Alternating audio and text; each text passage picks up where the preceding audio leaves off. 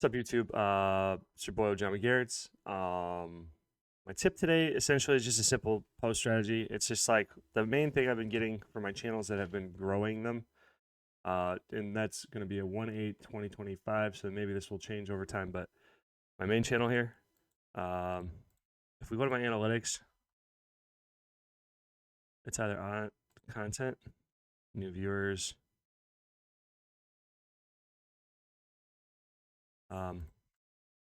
posting shorts, and with your videos is really strong.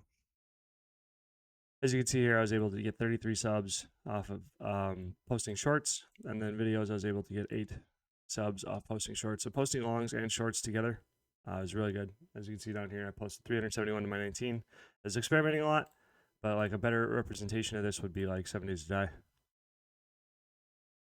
This one's kind of crap, I believe, but I'm a little bit more tired today.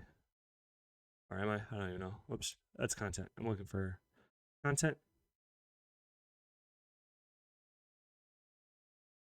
Not really moving, but I just started posting shorts on this channel, and we're already up 3 subs. And that was the last. This channel was bleeding too, so I was able to recover getting subs by posting shorts alongside my longs. I may have made a video about this before, but shorts alongside longs. Shorts, I see them as commercials, potential commercials for your channel.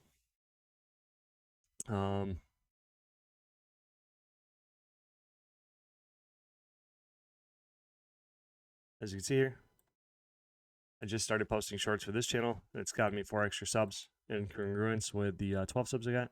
So posting just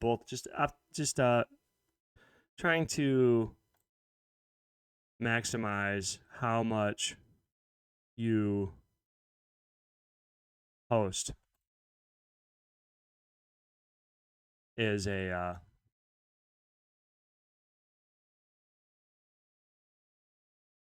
trying to maximize how much you post. That's crazy.